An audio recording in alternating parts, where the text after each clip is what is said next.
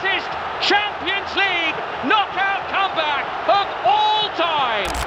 Final ထက်တောင်အကျိတ်နေပူဖြစ်တတ်တဲ့ Champions League Semi Final ပွဲစဉ်များဒီနေ့ဘောလုံးကပါရဲ့ရင်ခုန်စိတ်လှုပ်ရှားစရာအကောင်းဆုံးပြိုင်ဆိုင်မှုအပြင်းထန်ဆုံးပြိုင်ပွဲတစ်ရက်ကိုပြောပါဆိုရင်တော့အဲ့ဒါဥရောပ Champions League ပြိုင်ပွဲပဲဖြစ်ပါလိမ့်မယ်ဒါဆိုရင်အဲ့ဒီ Champions League ပြိုင်ပွဲရဲ့နောက်ဆုံးဘောလုံးပွဲဟာပြိုင်ဆိုင်မှုအပြင်းထန်ဆုံးစိတ်လှုပ်ရှားစရာအကောင်းဆုံးအကျိတ်နဲ့အရှိဆုံးပွဲပဲလို့အကြံဉာဏ်ပြောရမှာပါဒါပေမဲ့တကယ်လက်တွေ့မှာတော့အဲ့ဒီလောက်မရိုးရှင်းပါဘူးChampions League လို့ယူရိုလိုကမ္ဘာဖလားလို့အဆင့်အမြင့်ဆုံးပြိုင်ပွဲတွေရဲ့နောက်ဆုံးဘောလုံးပွဲတွေမှာတော့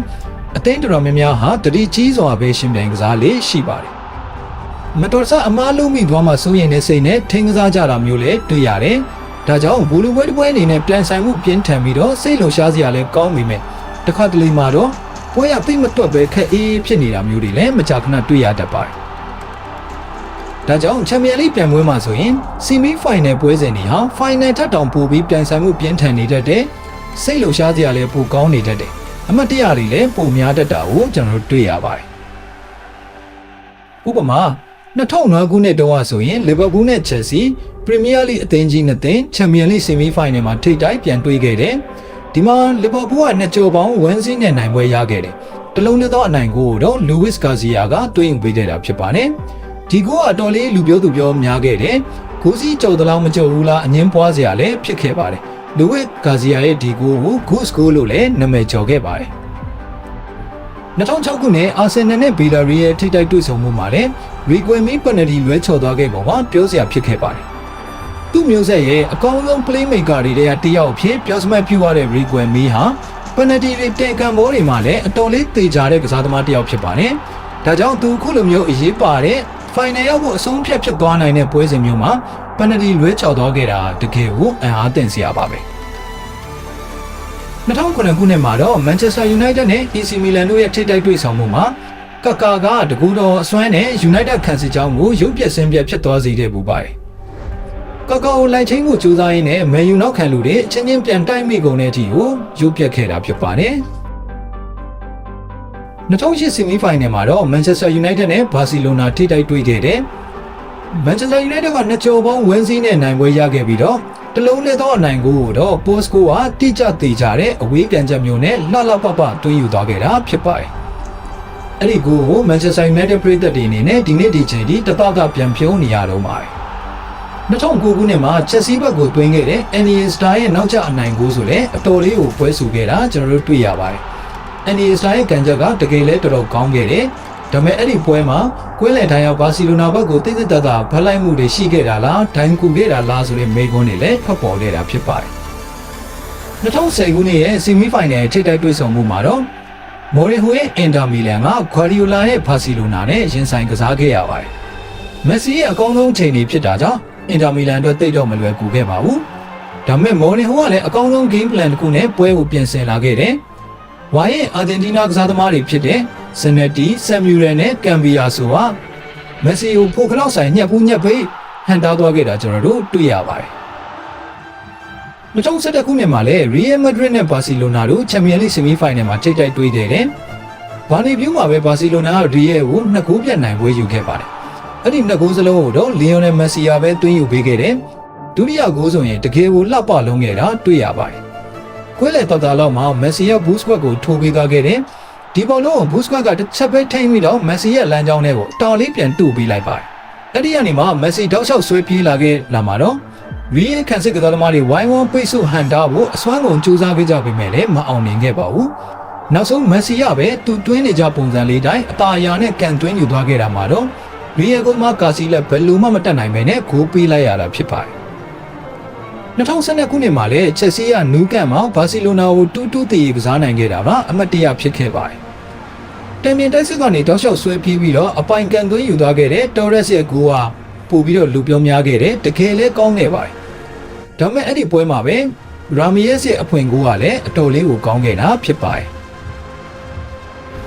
2013ခုနှစ်မှာတော့ Jurgen Klopp ရဲ့ဒေါက်မောင်က Real Madrid ကိုကောင်းကောင်းချိန်မုံသွားနိုင်ခဲ့တယ်။အဲ့ဒီတော့ဒေါက်မောင်မှာပဲရှင်းနေသေးတယ်တိုက်စစ်မှု Lewandowski ကတပွဲတည်းနဲ့၄ဂိုးသွင်းယူသွားခဲ့တာဖြစ်ပါတယ်။ 2014ခုနှစ်မှာတော့ Ancelotti ရဲ့ Real Madrid က Guardiola ရဲ့ Bayern Munich ကိုနှစ်ကျော်ပေါင်း5-0နဲ့ပြည့်ပြည့်သားသားအနိုင်ယူပြခဲ့တဲ့ကောင်းကောင်းပညာပေးနိုင်နေပါတယ်။ Guardiola ရဲ့ Bayern ကိုစိတ်ကြိုက်ဘောလုံးပေးကင်ထားပြီးတော့ Gareth Benzema နဲ့ Ronaldo တို့ရဲ့ BBC တိုက်စစ်တွဲနဲ့အတူ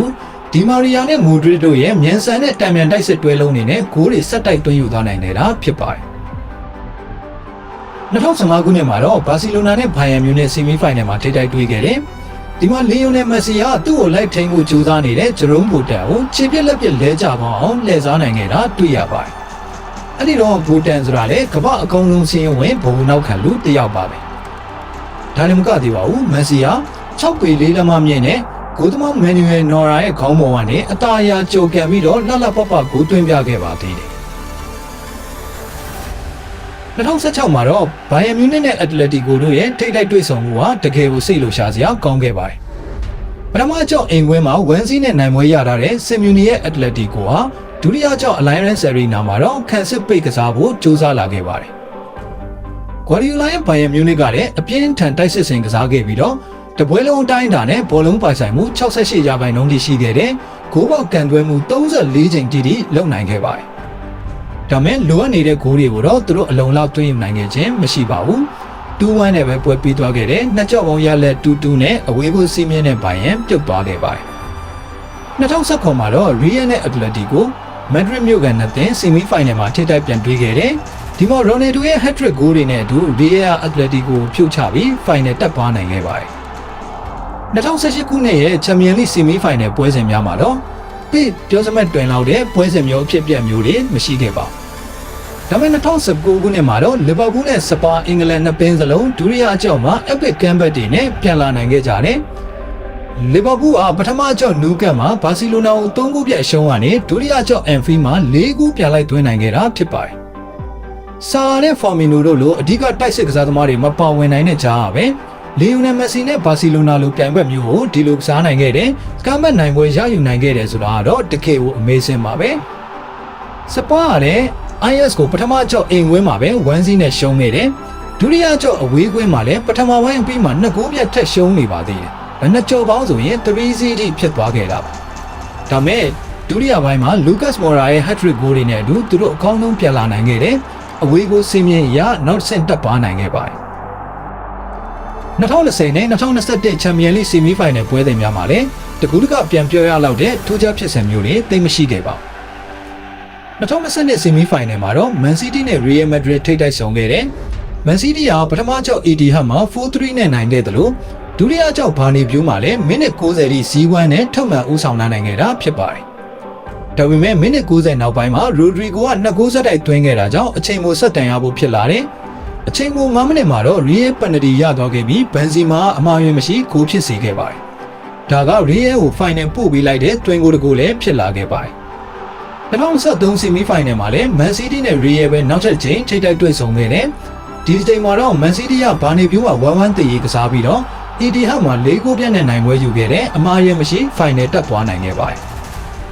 2024 semi မှာတော့ Bayern နဲ့ Real ထိပ်တိုက်ဆုံခဲ့တယ်။ပထမအကြောက် Bayern ပွဲမှာ2-2 တည်ရေးကျခဲ့ပြီးတော့ဒုတိယအကြောက် Bernabeu မှာတော့ Bayern ကပွဲတင်88မိနစ်လောက်ထိ1-0နဲ့ဦးဆောင်နိုင်ခဲ့တာဖြစ်ပါတယ်။ဒါပေမဲ့88မိနစ်နောက်ပိုင်းမှာ Jose Lu က2ဂိုးဆက်တိုက်သွင်းပြီးတော့ Real ကိုနောက်တစ်ချိန် final တက်သွားစေခဲ့ပါတယ်။မိနစ်က semi-final ပွဲစဉ်တွေမှာဆိုရင်လည်း Barcelona နဲ့ Inter Milan ထိပ်တိုက်တွေ့ဆုံမှုကအတော်လေးကိုစိတ်လှုပ်ရှားစရာကောင်းခဲ့ပါတယ်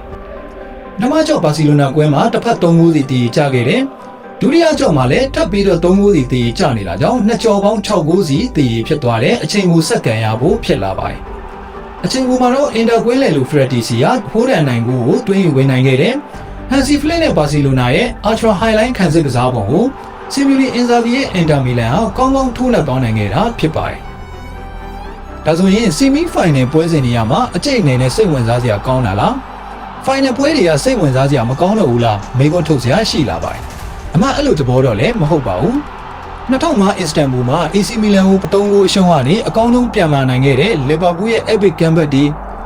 2008 Moscow ညမှာ Terry ချီချော်သွားခဲ့တာလေ2012 Munich ညချမ်းမှာ Drogba ရဲ့နောက်ကျချေပါဂိုးတွေ2018 final မှာ Liverpool ဘက်ကိုတွင်းခဲ့တဲ့ Gareth Bale ရဲ့နောက်ပြန်ကန်ချက်တွင်းဂိုးတွေစသဖြင့် final ပွဲတွေမှာလည်းသူ့အလှတရားနဲ့သူရှိပါတယ် ဒါပေမဲ့ဆီမီဖိုင်နယ်ပွဲစဉ်တွေကတော့ပိုပြီးတော့စိတ်လှုပ်ရှားစရာကောင်းတဲ့အကျိတ်နဲ့ပိုရှိတတ်တဲ့တတော့တော့ပြန်ပြောလောက်စရာအမှတ်တရတွေပိုများတတ်တယ်လို့ကျွန်တော်တို့သုံးသပ်ရမှာဖြစ်ပါတယ်ဒီရာသီဆီမီဖိုင်နယ်ပွဲစဉ်တွေမှာဆိုရင်လည်းဘိုင်ယန်မြူးနစ်နဲ့ PSG တို့ရဲ့ထိပ်တိုက်တွေ့ဆုံမှုကအတော်လေးကိုစိတ်ဝင်စားစရာကောင်းနေခဲ့တာဖြစ်ပါတယ်လက်ရှိခြေစွမ်းရပြောရမယ်ဆိုရင် PSG နဲ့ဘိုင်ယန်မြူးနစ်ဆိုတာဥရောပရဲ့အကောင်းဆုံးအသင်းနှစ်သင်းပါပဲဒီရာသီခြေစွမ်းရဘိုင်ယန်မြူးနစ်ရဲ့ခြေစွမ်းပိုပြီးတော့ပေါ်လွင်ထင်ရှားနေခဲ့တဲ့ဒါပေမဲ့ Luis Enrique ရဲ့ PSG ကိုလည်းနည်းနည်းလေးမှ short တွက်လို့မရပါဘူး PSG ရဲ့ပထမဦးစားပေး line-up 17ယောက်ထဲက